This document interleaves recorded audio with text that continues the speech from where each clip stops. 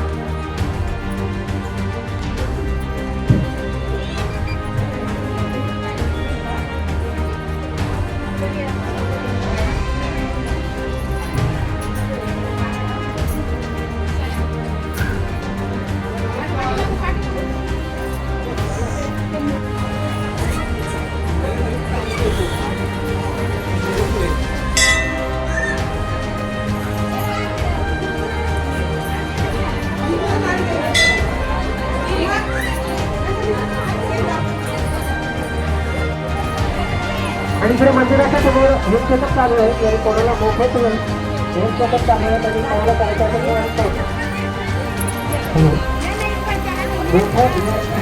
वैद्यकीय तपासणी चालू आहे.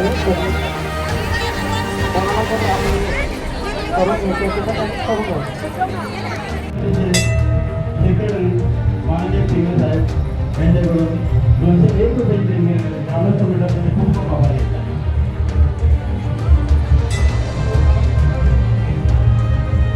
हॅलो नितेश पालकर भोईरवाडी यांच्याकडून गेले.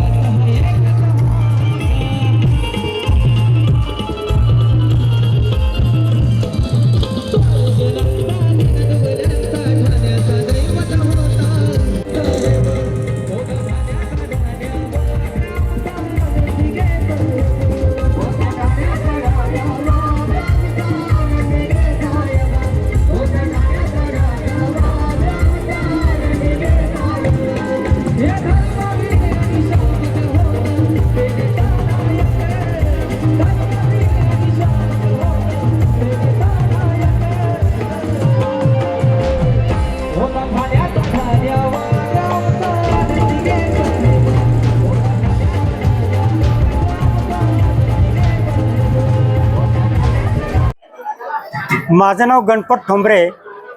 जवळजवळ आमच्या पूर्वीपासून गणेश जयंती उत्सव साजरा होतो.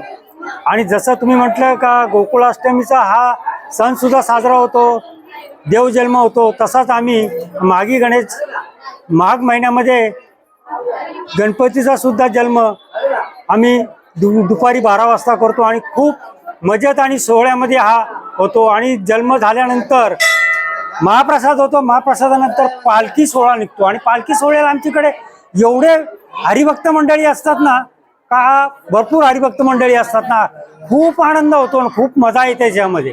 आणि तो पालखी सोहळा झाल्यानंतर परत महाप्रसाद असतो आमच्याकडे आणि एक करमणुकीचा कार्यक्रम म्हणून खूप मोठा कार्यक्रम होतो.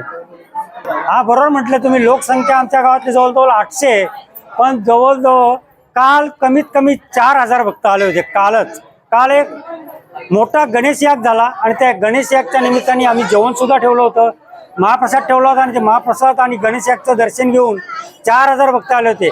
आज आत्ता सुद्धा कमीत कमी 5000 दुपारचं जेवण 5000 भक्तांचं होणार आहे आणि आता सुद्धा जेवण चालू आहे. तसेच रात्री 7000 लोकांचं आम्ही जेवण बनवणार आहे. 7000 लोक जेवण बनवून सुद्धा कमी पडेल का काय असा आम्हाला प्रश्न आहे.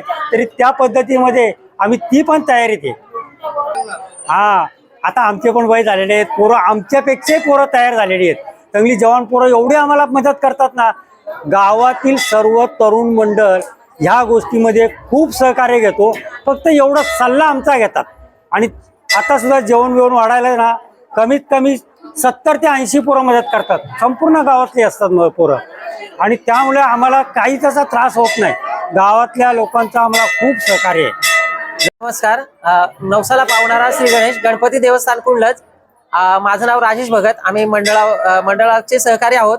या ठिकाणी 28 मे 2011ला गणपतीच्या मंदिराचा जीर्णोद्धार झाला आणि तेव्हापासून सलग 15 वर्ष मोठ्या उत्साहात या ठिकाणी आपण हा कार्यक्रम साजरा करतो. गणेश जन्म मागे गणेश जयंती साजरी करतो. दरवर्षी मोठ्या उत्साहात या ठिकाणी साजरे होते. सकाळपासून काकड आरतीपासून कार्यक्रम या ठिकाणी चालू होतो. दुपारी देवजन्म होतो आणि संध्याकाळी दुपारी सुद्धा महाप्रसाद असतो आणि संध्याकाळी सुद्धा महाप्रसाद असतो आणि त्यानंतर खूप मोठा असा भव्य दिव्य असा कार्यक्रम या ठिकाणी आयोजित होतो.